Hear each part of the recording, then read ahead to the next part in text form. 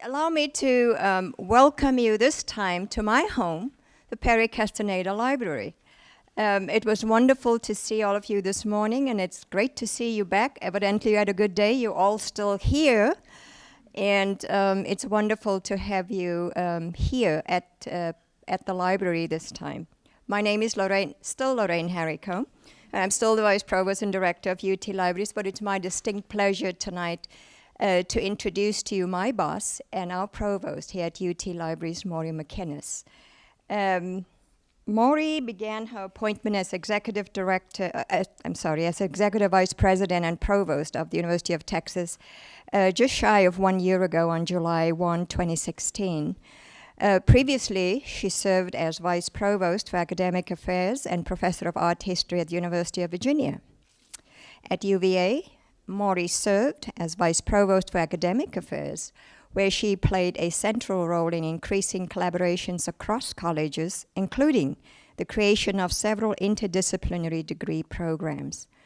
She also worked to create new programs that increased undergraduate research opportunities, a very, very high priority here for us at UT as well. In a previous role as Associate Dean for Undergraduate Academic Programs in the College of Arts and Sciences, she led a number of curricular reform efforts and worked to strengthen undergraduate advising.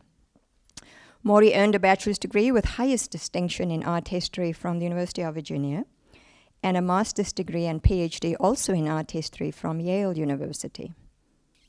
She is a renowned scholar, as you'll soon see, in the cultural history of American art in the colonial and antebellum South.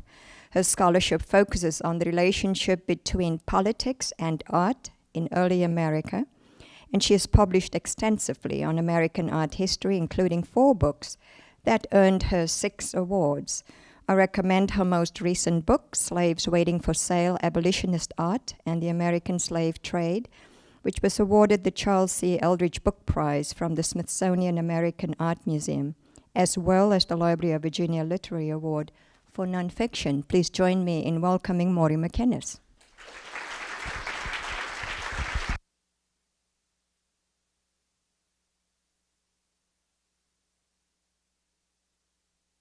I'm thrilled to be here with you all. Can you all hear me fine? Yeah. Great, great.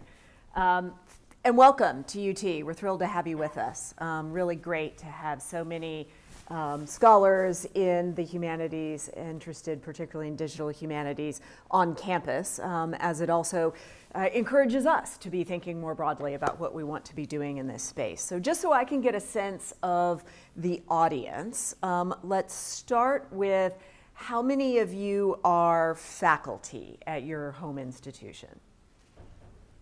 So not quite half, but close to half. Okay. And then I also know we have a lot of UT people in the crowd. How many Longhorns do we have with us? No, that's a good number of the crowd. Okay, that's great. So what I wanted to do today, well, first, I will apologize that there's nothing about what I'm doing that's planned, right? So in an ideal, when Tanya first asked me, will you do this? Like, oh, sure. And in my mind, I'd be putting together a carefully polished address to deliver to you all. And then life and the life of a provost takes over. So everything I'm going to be doing is in fact going to be on the fly and live, which is a very dangerous thing to do, isn't it? But that's what we're going to do. See, there you go. Yeah, lights off would be good as well. So let me, I was asked to talk a little bit about, sort of what was my first exposure to the digital humanities and then what impact it's had on my life and work. So I, as a young faculty member at the University of Virginia, though my appointment is in art history, I was also very involved with both American Studies and the History Department. And UVA very early on, and this would be 20 years ago, had a number of faculty who were some of the pioneering faculty in working in digital humanities. And one of those was Ed Ayers, whose Valley of the Shadow project, which focused on looking at two communities, one in Pennsylvania and one in the Shenandoah Valley, and how it was that those two different communities, which prior to the Civil War had shared so much in common, how it was they weathered through that war. And this project early on involved an enormous number of graduate students at the university in that. And so that was really my first exposure to digital humanities. And much of the question in that early project began with, how can we make accessible to the world, basically, a very large collection of primary sources, which are usually not available to anybody other than nerdy academics who want to sit in a library for a long period of time and read thousands of letters and hundreds, or really thousands of pages of newspaper articles and look at wills and probates, and the list goes on, and you get the idea. How can we make that both available to a huge audience so that they can, for themselves, become historians, make it available for educators so that they could excite a new generation of students in the excitement of doing history, right? Not just reading textbooks, but doing history. And from that, if you bring this enormous archive together in ways that you can also search it, would it help you write a different history? Right? So there was always a piece of it that was still thinking about books, because that's what we humanist scholars do. And even 20-some years later, we still have debates about whether or not you can be promoted from a digital project as opposed to a book that goes along with a digital project. I'm still in that world. As I tell you about the project I'm working on now, what I will also tell you is part of the reason why I didn't sit down and write a keynote for this is because I'm editing the manuscript of the book that's emerging from this project, right? So again, we all still go back to the book, but someday I think that world will change. In my own work, which straddles these multiple disciplines, but which always has a visual element at its core, I very early on became involved in doing museum exhibitions. And that's not what most art historians do. You usually take two paths, right? You either work in the museum world, and then academics look at you as like, little suspect, right? Or you're in the academic world, and you're happy museums are there because you want to be able to see the objects, but you don't really think of most work in museums as real scholarship, right? There tends to be this real divide between the two. And I can't explain why, but from the very beginning, I wanted to be able to reach more people than were going to read my monographs, right? I mean, I'm not fooling myself. Nothing I write as a scholar is ever going to be a bestseller, nor is it ever going to get information out to a larger group of people. And so as an art historian, the best way to do that is, or one way, initially, 20 years ago, the best way to do that was through museum exhibitions. So that was my interest in public engagement. Started early on in my career, and I think over the course of my career, I've curated 4 or 5 different exhibition projects, and they've been at a variety of different museums. And that's certainly one way you engage a larger public. But this, right, is a way that you can engage a much, much broader public. So at the University of Virginia, for years, one of the things I've taught is the history of the University of Virginia from a very particular lens, which is talking about the history of slavery at UVA. That's really what my work is in, right? Virtually all of my scholarship has been embedded in the 18th and 19th century American South and the relationship between politics and the art and architecture of that period, as well as how the art and architecture was engaged in shaping the lives of people who lived in slave societies. And UVA has a very particular history, which I'll try to recount very quickly.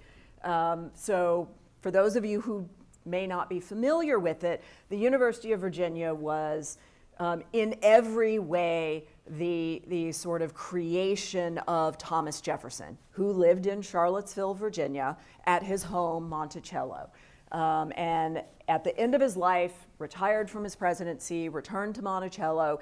As he described, the hobby of his old age was trying to create an institution of public higher education in Virginia. And his goals, as with much of Jefferson, right, there are these deep paradoxes built within what are some really lofty goals, right? The really lofty goal was to create an institution of higher learning different from the others, right, that would be available to everybody of merit who was a white male in America, right? That you didn't have to be wealthy to attend, that if you were bright, money would be available for you to attend this university, and that that education would help prepare citizens for the continuance of democracy, right? But just like the Declaration of Independence, which can declare that all men are created equal, but then not really mean it, right? It's founded on the back of slavery. So too is the University of Virginia, this institution for the continuance of American democracy, also founded on the back of slavery, right? So what did Jefferson do? He created the curriculum, the first real true liberal arts curriculum in America. So everywhere else you were going to read theology or you were going to read law. At UVA you were supposed to come and read from a breadth of subjects that most universities didn't have, and you were expected as a student to read in multiple disciplines, right? So first liberal arts curriculum, he designed all of the architecture. He selected all of the first 7,000 books that were to be purchased for the library. He was involved in the selection of all the early faculty.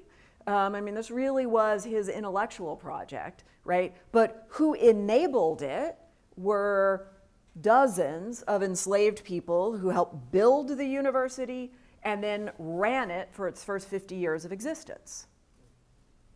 And he designed it architecturally to enable the enslavement and to separate the students and the faculty from the enslaved people who would be doing all the work, right? So there's a whole architectural analysis, none of which I will get into with you tonight, that's part of the story.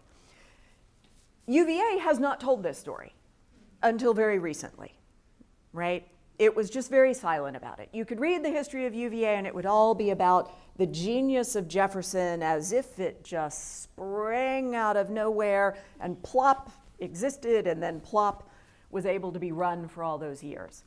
Through the sort of long-term work of a number of faculty members, of students, right, who would learn this history in their courses and just figure it out, right, from putting two and two together, US history, UVA's history, wow, we must be missing something, things have begun to change. Maybe 4 years or so ago, the president created the President's Commission for Slavery in the University. Prior to that, me and a couple of my UVA colleagues had created this project. And this emerged out of one of those kind of happenstance conversations. You know, we knew some of the basic outlines and parameters of the history of enslavement at UVA, but we didn't know the details. And we knew the details were in the bowels of special collections because there were hundreds and hundreds and hundreds of feet of university archival records. And we knew the history was there, but it's needles in a very long and deep and wide and broad haystack because the history is not written down, it's just that's focused on enslavement. It just, people show up in little hints here and there. And I was standing around talking with a couple of people and I was like, golly, if only we had hundreds of hours to sit and read these hundreds of feet of archival records. And this colleague said to me, well, you know, we could do that. And we could put all of that into a searchable database, and then we could find what we needed. And that's really what led to, and so then we marched over to this institute called the Institute for Advanced Technology in the Humanities, which is there to support faculty research who's interested in the digital humanities, and we said, help us. And so with Worthy Martin, who's a UT grad, we started working on this. Okay, great. Yeah. I'm going to start showing things now. So I talked for too long. It won't go to sleep now. And so we got some funding, both centrally from the university and from a funding group that's called the Jefferson Trust. You see their little label. That's a group in the Alumni Association that funds projects at the university. And we started to work. Figuring out what it would look like, but also thinking about how we would involve students in it. Because for me, part of the joy in my own teaching had been getting my own students into the university archival stream, right? And getting them excited about discovering new things and doing new work. And so how could we turn the energy of excited undergraduate students into a project that could work its way through hundreds of linear feet? Now, of course, these documents are all handwritten, right, in 19th century script. So problem one is it's got to all get transcribed, right, which is an enormous amount of just effort, as you can imagine. And yet, when you put a lot of bodies on it and they're working all the time, you can make your way through the chairman's journals. And this is, itself probably, 50 or 60 linear feet of big bound volumes. So partnership with the library would scan everything, right? Then those scans could go out. And let me say something. I know nothing about the technology, right? But they work in oxygen, right? I'm sure that means stuff to you all. So they have all the scans, right? The students go out, they make the transcriptions first, right? And then they add XML tags. And they've now made it through just more than I could ever have imagined in the 4 or 5 years that this has been going, so that you can go in and you can search on really whatever you want, right? You can do it by basic keyword, or because you don't know what to search for on keywords, right? In 19th century documents, they use such different terms and they change all the time. We created a very long, maybe too long, and elaborate list of event codes for when we're wanting to search about behaviors. And the other thing we took from the very beginning, I should say, is we didn't want to just be able to tell the history of slavery and be done and like cherry pick. We decided if we're going to create this thing, let's make this useful for anybody who wants to answer any question they might have about history at UVA in the first 50 years. And so if they want to go in and they want to understand how the teaching of Greek changed at UVA, because they had some of the earliest, most distinguished faculty, they could go in and do that. But also, if they wanted to go in and understand more broadly the history of violence on a 19th century campus, they could do that as well. And so the students are getting great experience doing this. One, they learn how to read cursive. Not a bad skill in life. Then they learn how to understand the sort of process by which you do documentary editing, by which you do XML tags, how you categorize things, how you're consistent, how you create the kind of architecture needed for this thing to make sense. And so you can go in and then you pick, riots happened all the time because students and the faculty were not in agreement on a lot of things. And then you can go find, right, what it is that reference took you to. And it grows all the time, right? Because at any one time we have probably 20 or so students working for us. So tons of great work is going on. Then, also as part of our pedagogy, right, we have the students write essays. When they find incidents that are particularly important, intriguing, interesting, they will either write on that particular incident, or they might go in and use the database now to create an essay on a much broader topic, so that you could get a paper on,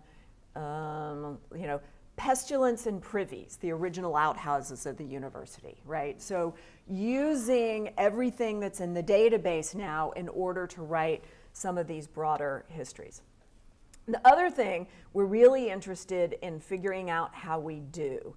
And this is where the extraordinary staff at IAF, who are doing the work using some of our students are doing amazing things. And this is where it goes well beyond what a number of, if we just made the text available, that's one step, right? But the next step is the question of how could we use visualizations for us to be able to stand the history of the institution differently than we could if we didn't do it, right? So part of what we're thinking about as we think about the architectural history of the institution is we're thinking about the interaction between the enslaved and their many, many masters, right? So the real punchline is being enslaved at UVA both gave you more freedom because you had considerable freedom of movement, and it's not like being on a plantation where you're bound, right? Your job duties took you into the city, it took you all over what was called, Jefferson called it the academical village. You had considerable freedom of movement, which gave you some more autonomy. You also had ways of earning money because you could do extra duties for students and quite often get some extra money. But you also had hundreds of masters because every white person at UVA believed that they had a right to treat you as an enslaved person that belonged to them. So it both was a place of some additional freedom, but also great peril. And so part of what we wanted to be able to understand is how easy was it to kind of sneak around the university, right? To be out from where your master might expect you to be and get away. So we've been rebuilding the institution from ground up, putting back all the pieces of 19th century life that are gone, right? So if you've been to UVA, you've probably wandered through its beautiful gardens, which are now these great geometric, ornamental, sort of flower and tree gardens between the pavilions and the hotels. Those weren't gardens. Those were the work yards of 19th century life. It's where enslaved people lived and worked. It's where food was kept, prepared, clothes were washed, and slave quarters were erected. And all those buildings are now gone, right? Because in the middle of the 20th century, they sort of wiped out that landscape and recreated a colonial Williamsburg, mid-century colonial revival idea of what the gardens would have been like, right? I don't know where they thought the cows for the butter and the milk were living and where the chickens for the morning eggs were, and I don't know where they thought the clothes, which had to be boiled in, massive cast iron vats, were being boiled.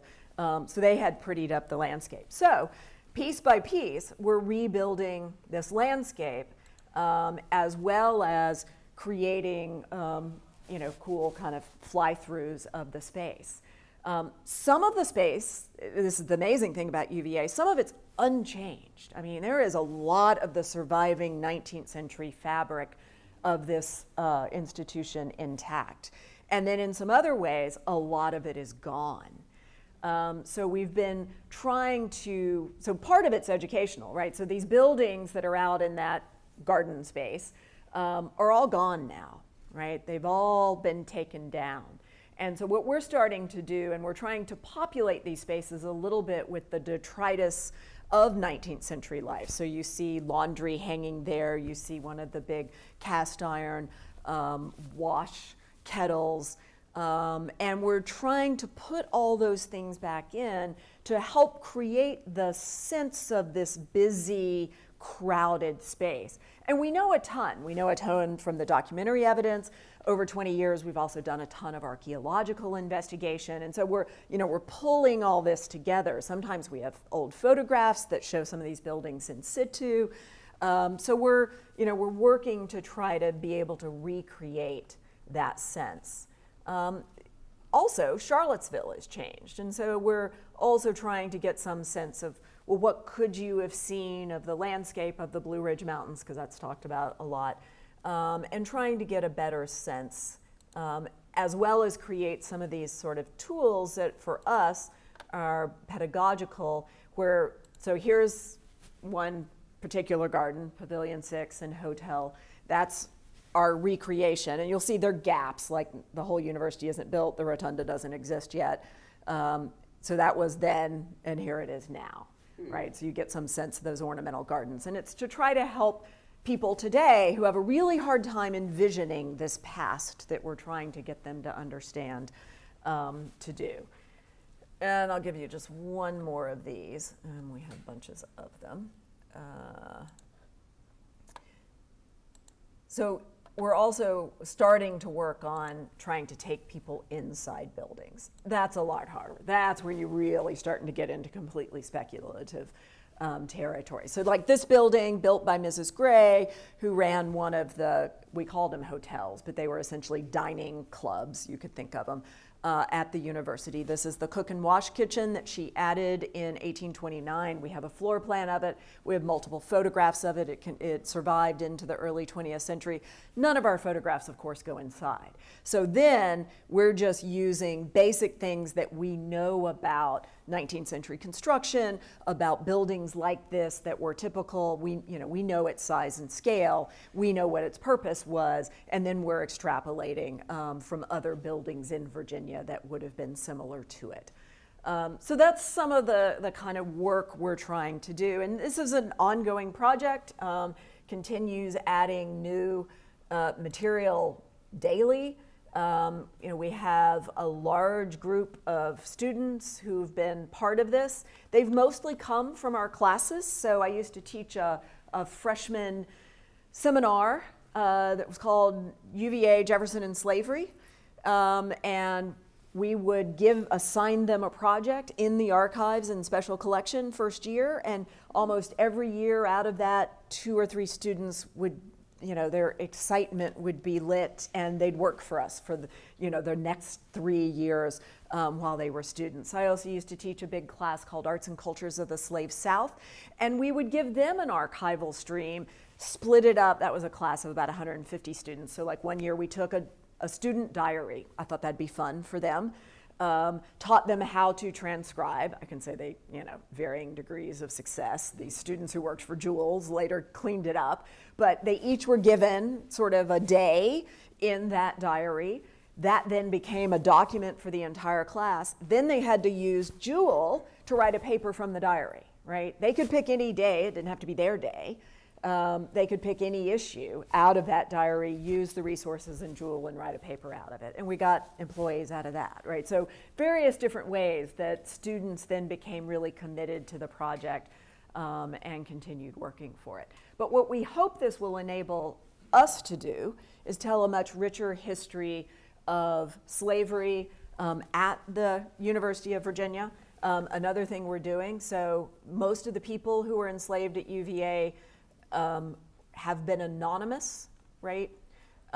We are, every time we find somebody, all right, so in the sources, you wouldn't believe the number of times that they're talking about somebody who's enslaved, but of course they don't mention the name, right? So we've got all of those, and you can link from here to those sources. But here are the names. Now they're all first names, right? Because during the time of slavery, whenever whites in power were talking about people who were enslaved, they only referred to them by name. But look at this this list of names to date that we have recovered. Now and then here are, some of these are free African Americans who also were a major part of this community. What we may never be able to do is to go back to that list of names and to be able to tell you much more about those people's lives. We can know the moment that they intersected and showed up in a document, and it may just be one time, and we may never know anything more. Because when you go to census records, all you get are ages, right? And then when you occasionally, if a faculty member happened to die while at the university, we might get a list and we'll know at least who was owned by whom. But this large community of enslaved people, for the most part, we are only ever going to know fragments about them. But that's at least helping us begin to tell their stories. We can tell a lot about what their lives were like, what duties were expected of them, what their responsibilities were, but ever really being able to flesh out individual lives is a pretty tricky thing. Forgot to say, so at any one time at the university, there were probably between 100 and 200 enslaved people. They were mostly owned by the faculty and these people we called hotel keepers. Hotel keepers were the people who ran the dining houses, and they were also assigned the responsibility of taking care of students in their rooms, right? So students were, the hotel keepers were expected to provide through the enslaved people they owned that the fire was lit every morning, that fresh water was brought, that firewood was provided to the room, that the sheets were changed every fortnight, so on and so forth. And so the university essentially contracted out the work of domestic labor to the hotel keepers, who were independent contractors, and the students themselves were not allowed to bring what they would normally bring, would have been a manservant with them, right? So all of the domestic labor is being provided essentially by the university through these independent contractors. So even know exactly how many people there is tough, because none of the hotel keepers' records survive, right? Because they were independent contractors. So we just get these little glimpses, but it's little glimpses that are now starting to add up to an enormous volume of material. In fact, most of what we know about things that happened to enslaved people are acts of violence, because those then made it into the faculty journals, and because the faculty kept basically disciplinary proceeding records. And so anytime anyone did anything bad of any sort, it made it into those records. So we do know a lot about the acts of violence upon enslaved people, but that also tells us a lot about their lives, right? And the ways in which they were subject to violence at the hand of people who were not their masters, right? Because of racial attitudes in 19th century Virginia. So that's my encounter with the digital humanities. It's ongoing. None of this could happen without the partnering between IAF at UVA, which is headed by a computer science faculty member and staffed by people with extraordinary skills that are technical in ways I don't even begin to understand, right? Who then sit with us and say, what do you need to accomplish, right? Intellectually, what are you hoping to do? Who can then say, well, this is how we would do it. And they make it so, and it's really cool. Because it then allows us to ask questions of material that we would have absolutely no other way of doing, right? There's no, we can't go rebuild those gardens and life in those gardens, but now we can recreate them. And so we create a lot of view sheds of, if you were in this space, in this room, what could you see looking out, for us to be able to understand visibility and invisibility and all that kind of stuff. I didn't bring any of those, but anyway. So, little intro to that. As a humanist scholar myself, so why does this matter? Why should we all be doing and thinking about work in the digital humanities? And it's not that all humanists should, but those of us who have work that can either answer new questions because of what technology enables us to do, or those of us who can reach a public where there is interest in the subject, or the public really needs to know about this issue, which is what prompts us here, right? The University of Virginia and its larger community needs to understand that it was built on the back of enslaved people, and it needs to understand that that legacy still has an impact today, right? So that's really what prompted us to do this. So those in either camp, we in the humanities really need to think about how we can use this as a way to engage larger publics in the good work we do, right? Just today, a new article published on humanities majors being down again, right? If we look nationwide, the number of students who are getting humanities degrees are decreased. If we think about the federal budget, the president's federal budget, line item zeroing out National Institutes, National Endowment for Humanities, and the National Endowment for the Arts. If we think about the pressure that many states are putting higher education under, what do they hold up as examples of frivolous degrees for people to get? They're almost always in the humanities, right? Even the president zeroed out, not this president, the former president, zeroed in on art history as a useless degree, right? Art history, English, history, even the social sciences sometimes, anthropology, right? These are the kinds of things that today are under attack in higher education. And I think it's not okay for humanists just to say, but what we do is good and important and it needs to happen. I think it's incumbent upon us to also demonstrate why that is the case. And the digital humanities are one of our avenues for doing that. And so as we plan our projects and we think about the questions we want to ask and the engagement we're looking for, I think that should be an element of what we're thinking about. Because for us to just say what we're doing is important is not enough. I think we also need to demonstrate that. And this is a great way for doing so. So anyway, happy to take questions about anything. Again, thank you for bearing with my sort of rambling meander through the topics and my lack of prep for this. But as you can tell, I could go on about this for a very long time. So thank you, and I'll take questions.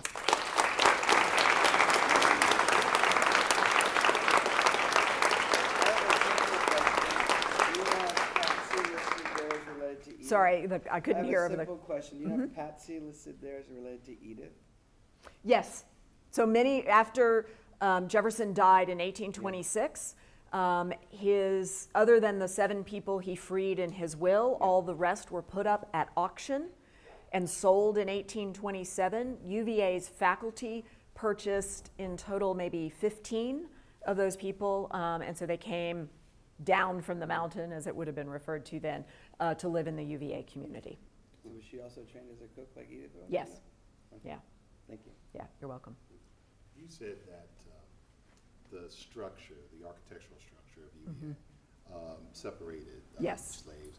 Do you have pictures that indicate that kind of thing? Yes. I can show you how this worked. Let me see, I need to go back. So Jefferson's design for the university included, let me see what would be a good way to show this. Here we go. It was really an ingenious design for an institution of higher education. Let me see if I can get this to come up. So most institutions of higher education then had one large central building as a classroom, and if they provided student housing, one large building for student housing. And Jefferson, who had attended the College of William and Mary, had seen such a thing, which he described as something like, were they not to have roofs, they would resemble a pile in a brick kiln, right? I mean, he thought they were ugly, but he also thought they promoted disease and were not healthy. And he wanted to create instead what he called an academical village. And that included the circular building at the top, the rotunda, which was to house the university's library and classroom space, including really cool chemistry ovens that were just discovered in the last 18 months in the basement. They had been sort of walled up into the wall later, so really cool, chemistry ovens with flues and everything for that. Anyway, and then stretching down the inner 2 parallel rows, which is what is now usually referred to as the lawn at UVA. The larger structures were pavilions where professors were to reside. They were 2-story. The professors lived upstairs, and they could teach classes and hold offices or had their library downstairs, and in between small dormitory rooms for students that were 1-story. That big blank space behind that I've been calling gardens, because that's what they're usually referred to. And then the outer row, again, student dormitories, and those larger buildings were the hotels where the students dined, right? That large space in between was created, walled off by very high serpentine walls, to be what was essentially the plantation yard, right? So that's where he expected the smokehouse, the privies, the slave quarters, the cook and wash kitchens, and all the work of domestic service to take place. And the walls were high enough that when you stood inside and looked out, you couldn't see anything out. And when you were walking down the alleyways, see where those gaps are? Like if you were a student who lived out on the range and you needed to walk up to the lawn for a class, you would walk between two high serpentine walls. You couldn't see into those gardens. He was very good at hiding and masking slavery. He did the same thing at Monticello. There he tucked the service units into the hill so that when you were out on the west lawn, you couldn't see either Mulberry Row or the kitchen and the smokehouse and everything that was under the wing at Monticello. So he'd spent his life visiting Virginia plantations all over the state. He had spent his life understanding how slavery works. And what he created here was essentially a series of little plantations, right? And when put together, it created a kind of small urban space. Now, from the very beginning, none of that worked, although the concealment of the dirtiness of work was largely concealed and remained so. You're welcome.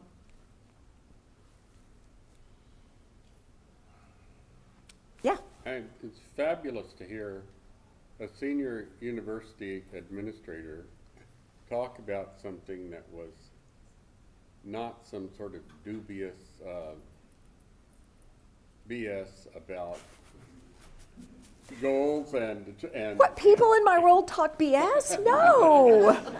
I mean, I've never seen anyone like in your role, Right. or in a comparable role. Yeah. Well, you can tell I'm still a scholar, or trying to be.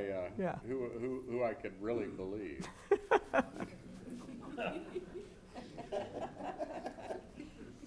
So I'm still trying to be a scholar. Let me tell you, it's really hard to find time to write and edit in a provost position. But we're trying really hard to get this book out. Yeah. Great. Oh, I was gonna say Yeah. thank you. You're welcome. Oh.